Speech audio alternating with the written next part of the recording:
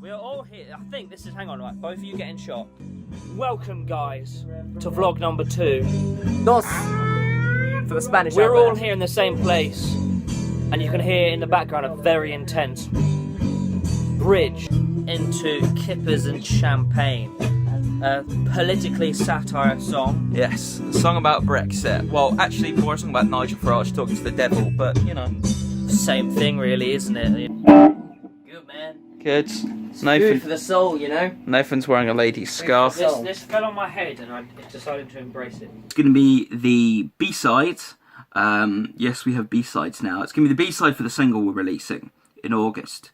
So a couple of years ago, there was the whole referendum vote to leave the EU or not. And I remember the day of it, my housemate, he is part of the Liberal Democrat Party, and I remember him just watching the news on the TV and just like sinking into his chair, like just felt deflated. And you know, it just it was like, whoa, what a big moment, a historical moment for our country. And I was just watching the news, and a clip came up of Nigel Farage, and he was like, "This is a great victory for Britain," and all this. And along the bottom, on the little scrolling text bar, I noticed that it said that he'd had kippers and champagne for breakfast that morning, and I just thought that was fascinating. So I wanted to write a song about what was going through his head while he was having breakfast that morning. So that is Kippers and Champagne.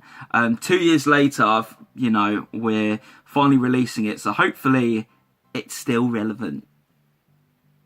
Go in the studio and we're recording the song. We get the bass done, we get the guitar down, and Scott's got this this little bit of electric guitar in mind. So he whacks out a Les Paul on a tiny little amplifier, and because it's so small, it just creates such a huge distorted sound. You know?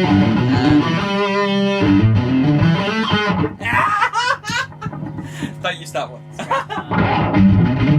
It comes out and it fills the room, and you're just like, yeah, there's some AC/DC going on here. There's something big happening in this song right now.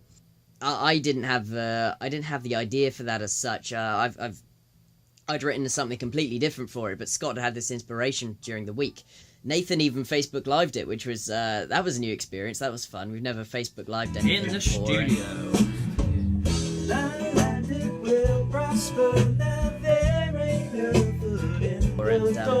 So it seemed to go down really well. Nathan's been on a merch campaign. I'm sure you've seen it on Facebook. Or by now you would have seen it anyway. It's going live later in the week. I think the tour is filled now. And it's only a matter of time before we announce to you the tour dates.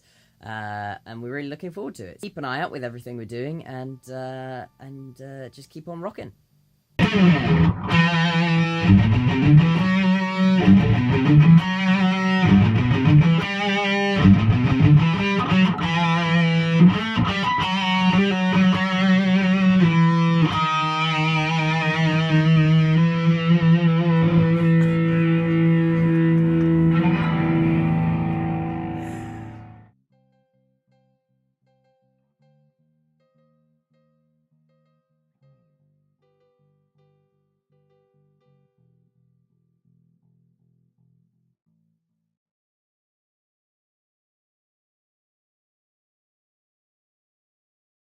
It's so... How to keep it.